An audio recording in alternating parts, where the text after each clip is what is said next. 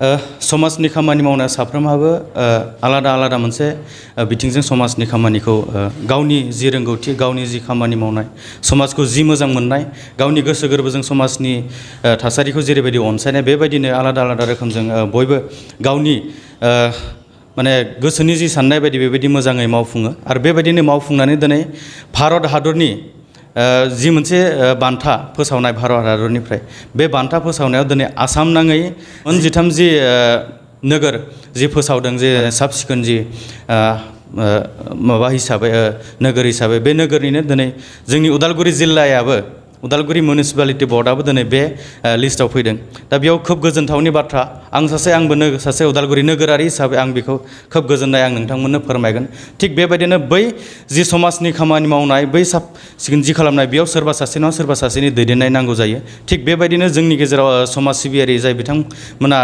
बिबानखौ लानानै बे खामानिखौ मावो बिथांमोननिसिम गिबियावनो आङो रोजा रोजा साबायखर बावग्रोनाय थाबाय आरो जाय बिथांमोना दिनै बे बान्थानि थाखाय सायख'जाबाय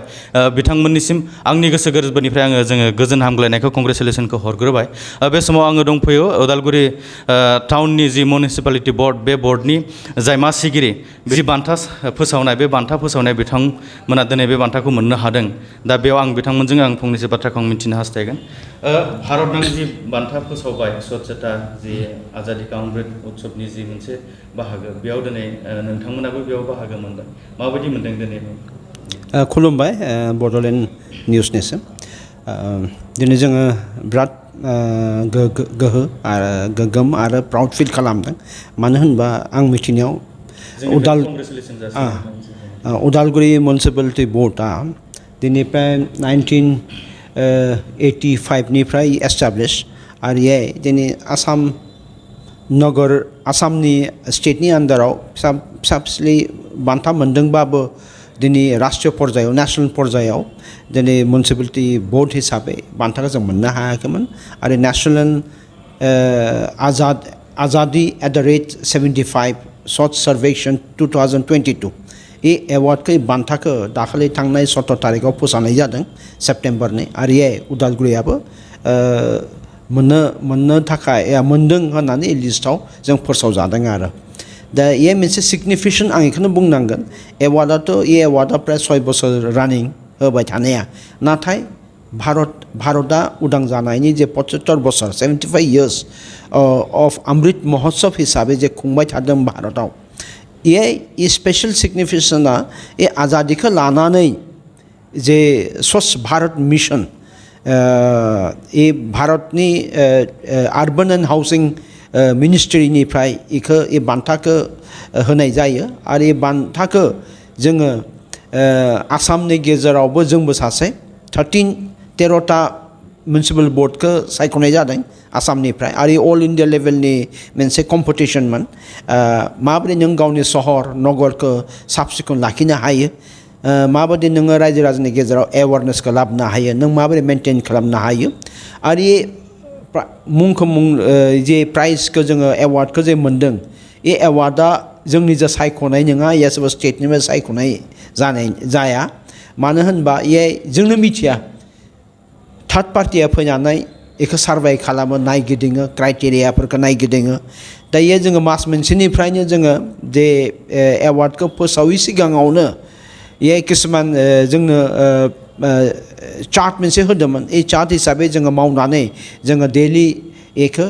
आपल'ड खालामनांगौ जायोमोन सिस्टेमाव इन्डियान गभर्नमेन्टनि आर्बान एन्ड हाउसिं मिनिस्ट्रिनि जे सिस्टेम माबा दङ पर्टेल दङ बे पर्टेलाव आरो ये हिसाबैनो एक्सुवेलि नंमारगौना नंमारा या थगायदों ना बिथांमोना ओरैनो भुवा होदों बेखौ नायगिदिंनो थाखाय थार्ड पार्टिखौ दिल्लीनिफ्राय बिथांमोना सार्भे खालामहरो सिक्रेटलि आरो बेहाय जों जेबो मिथिनाय जाया आरो दा जिहेतु जों जेबो मिथिया आरो जिहेतु जोङो बिथांमोननि जि बिथोन जि डाइरेक्सन बिथांखौ जोङो फारि फारि जों फालिनानै जों खामानिखौ मावलांदों आरो दिनै जोङो ये नेशनेल लेभेलनि जे राष्ट्रीय पर्यायनि ये एवार्डखौ जों मोननो हादों दिनै जोंनिल' ये नङा ये BTRनि थाखायबो मोनसे रंजावथावनि बाथ्रा प्राउड फिल खालामनायनि बाथ्रा आरो लोगोसे उदालगुरि टाउन ओनसोलनि साफ्रोमबो रायजो राजा लोगोसे आंनि जि अफिस स्टाफफोर दं वार्ड कमिसन जि जोङो लगाय गथाय जानानै 12 जन जों दङ जोंनि साफाय मित्रय दङ साफाय कर्मि दङ मोननैसो NGOआ जोंजों दङ बिथांमोननि जे कन्ट्रिबिउसन बिथांमोननि जे कॉर्पोरेशन कन्ट्रिबिउसननि थाखायनो दिनै जों एवार्डखौ मोननो हादों पुरस्कारखौ जों मोननो हादों आरो ई एवार्डखौ अक्ट'बरनि 1 अक्ट'बराव राष्ट्रपति अनरेबल द्रौपदी मुर्मुआ ई बान्थाखौ गथायगोन आरो लोगोसे इनि गेजेरावनो दिल्लीयाव साननैनि मोनसे हाबाफारि दङ स्वच्छ भारत मिशननि अन्तर्गत केपेसिटि बिल्डिं आरो लोगोसे वर्कशप आरो लोगोसे सेमिनार हाबाफारि दङ आरो इनि जोबनाय लोगो लोगोनो 1 अक्ट'बराव ई बान्थाखौ दिल्लीनि तालक'टा स्टेडियामाव ई प्रग्रामखौ खालामनाय जादों ई तालक'टा स्टेडियामावनो दिनै ई पुरस्कारखौ ई प्राइजखौ ई एवार्डखौ जहाँ भारतनि देरसिन फार्स्ट सिटिजेन श्रीमती द्रौपदी मुर्मु द प्रेसिडेन्ट अफ इन्डिया बिथाङा जों गथायगोन आरो बे बान्थाखौ मोननायाव माबायदि सोर दंबायदि नोंथाङा सानो दा एयाथ' जों बुंगोन साफ्रोमबो जे जोंनि वार्ड कमिशनारफोर बिथांमोननि जे डेडिकेसन निजे ओंखारनानै हासिब सिबनाय बिथांमोना ओंखारनानै ग्लाभ्स गाननानै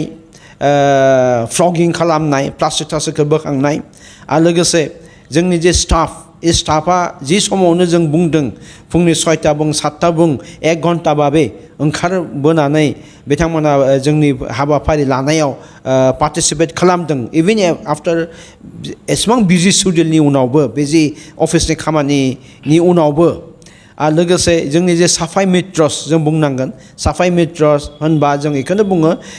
जोंनि अफिसनि आन्डाराव मास्टार रलनि किसुमान जाहा स्टाफ दङ बिथांमोना रेगुलार सानफ्रामबो मात्र हप्तायाव सानसेल' बिथाङा बाद गैया बिथांमोना माने टाउन अबेयावबा दाखोरफोरा दं नामा अबेयावबा गार्बेजआ माने गोग्लैनानै दं नामा बेफोरखौ बिथांमोना नायगिदिंनानै बोखांनानै डाम्पिं ग्राउन्डआव डिसप'ज अफ खालामो आरो लोगोसे जों मोननैसो NGOखौ जों खामानियाव लगायदों बिथांमोना दर टु दर मोननैसो वार्डआव बिथांमोना न'खर थांनानै लेथ्रा जाबोरफोरखौ बोखांनानै बिथांमोना माने डिसप'ज खालामो आरो लोगोसे जों किसुमान जोंनि माने मोननैसो NGOआ ई खामानिखौ जोंनि टाउन मिउनिसिपाल डिप'ट जानानै बिथांमोना मावो आरो लोगोसे उदालगुरिनि रायजो राजाफोरा जे अनुभव खालामबाय उदालगुरिया जे साब सिखोन थानांगौ आरो बिथांमोननि जुदि सहाय मोनाबा जों माब्लाबाबो जोंनि एवार्डखौ मोननो हानाया जोंहा गोब्राब दं आरो बेखौनो आं दिनै नोंथांमोननि पर्टेलनि टिभिनि पर्टेल निउसनि गेजेरजों आं खावलायो उदालगुरि सहरनि जेसेबां रायजो राजा दङ बिथांमोना जोंखौ सहाय खालाम मदद खालाम आरो दाखोर-दालाखौ मोजाङैनो साइन्टिफिकलिबाबो जोंखौ डिसप'ज खालामनो थाखाय सहाय खालामगोन होनना आं सानो आरो नंगौ उदालगुरि मिउनिसिपालिटि बर्डनि जि मासिगिरि बिथाङा फोरमायबाय जि मोनसे मेसेज फैदोंमोन भारत हादरनि राष्ट्रपति एबा हादरगिरि बिथांनि आखाइजों जि बान्था मोननायनि जि फोसावनाय बे बान्था मोननायनि जि फोसावनाय बिथाङा बे बाथ्राखौ बिथाङा फोरमायबाय आरो बेजों लोगोसेनो खावलायदों उदालगुरि नोगोरबासिनि साफ्रोमबो रायजो राजा बिथांमोननिसिम जाहाथे साब सिखोनै थायो साब सिखोनै लाखियो आरो बिथांमोननि खामानि मावनायाव जाहाथे साफ्रोमबो सहाय आरो मददखौ होगोन होननानै बिथाङा साफ्रोमबो रायजो राजानिसिम खावलायदों जोंनि फारसेनिफ्रायबो बड'लेण्ड बुब्लिनिफ्रायबो बिथांमोननिसिम जि बान्था फोसावबाय बे बान्थाखौनि थाखाय बिथांमोननिसिम गिबियावनो गोजोन हामग्लायनायखौ बावहरग्रोनाय थाबाय उदालगुरिनिफ्राय सुकुराम बर' बाजाज कम्पानिनि गुबुन रोखोमनि बाइक सालायनो मोजां मोनग्राफोरनि थाखाय मोनसे गोजोनथाव खौरां ब्रह्म अट'मबाइल्स एबा बाजाज श'रुमआ लाबोदों नोंथांनो दुर्गा फुजानि स्पेशल अफार ब्रह्म अट'मबाइल्स एबा बाजाज श'रुमआ उदालगुरि जिल्ला रौता सारियालियाव दं खोब खम बेसेनावनो एबा 9,999 डाउन पेमेन्ट होनानैनो नोंथाङा बाजाज कम्पानिनि गुबुन रोखोमनि बाइकफोरखौ लानो हागोन बाइकजों लोगोसे स्पेशल गिफ्ट पेकबो मोननो हागोन स्पेशल गिफ्ट पेकआव हेलमेट आरो 5 लिटार पेट्रल हरनाय जागोन बेजों लोगोसे गोजाम बाइक आरो स्कुटिफोरखौ बेयाव सोलाय सोल' खालामनायनि खाबुखौ मोनगोन गोबांथार फोरमानलाइसि होनांगौनि गोनांथि गैया। स्पेशल अफारा 27 सेप्तेम्बरनिफ्राय 8 अक्ट'बरसिम सोलिगोन। गोबांथार मिथिनो थाखाय 9101541183 93655318885 आरो 9957318292 जानबुं अनजिमायाव जगाजग खालामहरनो हागोन।